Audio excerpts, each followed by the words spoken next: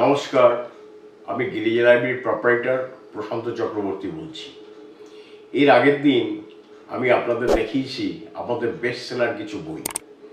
আজকেও আমাদের best seller কিছু বই নিয়ে এসেছি, আপনারা দেখুন।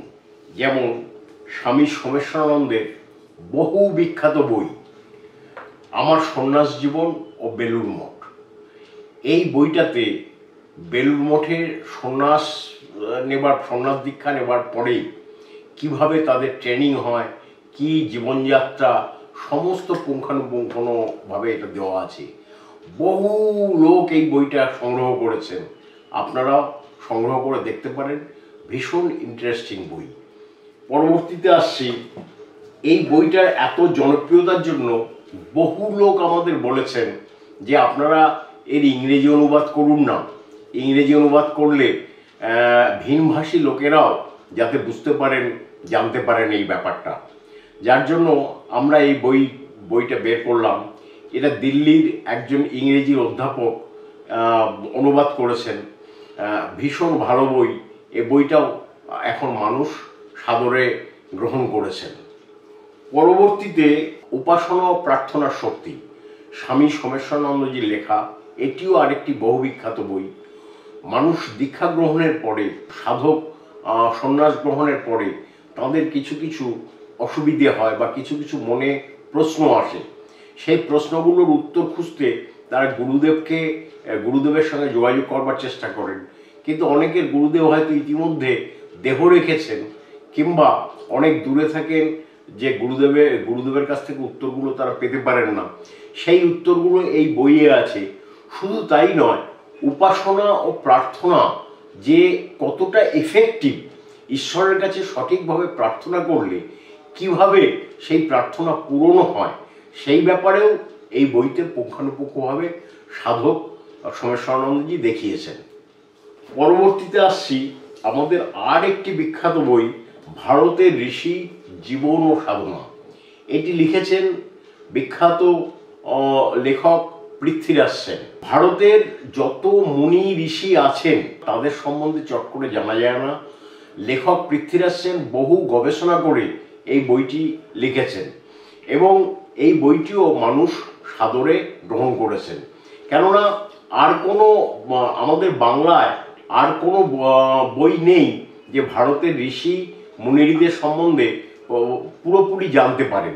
এই বইটাতে তাদের সম্বন্ধে পুরোপুরি দেওয়া আছে এবং তাদের সাধন পদ্ধতিও এতে দেওয়া আছে। পরবর্তীতে আসছি আর একটি বই, ভারতের রহস্যময় শিবলিঙ্গ।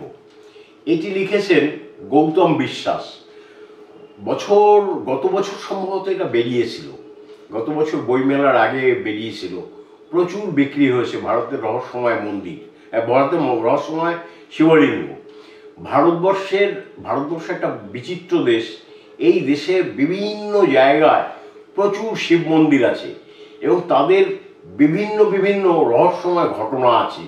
সেই রহস্যময় শিব মন্দিরগুলো নিয়ে গৌতম বিশ্বাস নিজে ঘুরে ঘুরে সেগুলো দেখে এসে এই বইটা লিখেছেন। ঠিক একইভাবে উনি আর একটা বই লিখেছিলেন গৌতম বিশ্বাস, ভারতের রহস্যময় মন্দির। ভারতের বেশ কিছু মন্দির আছে যেগুলো রহস্যে পরিপূর্ণ।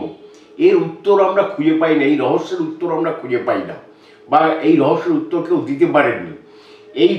সেই রহস্যপূর্ণ মন্দিরগুলো সম্বন্ধে এই বইতে বিস্তারিতভাবে দেওয়া আছে এবং এই রহস্যময় মন্দিরগুলো কোথায় অবস্থিত, কিভাবে যেতে হবে, সবই এই বইতে দেওয়া আছে।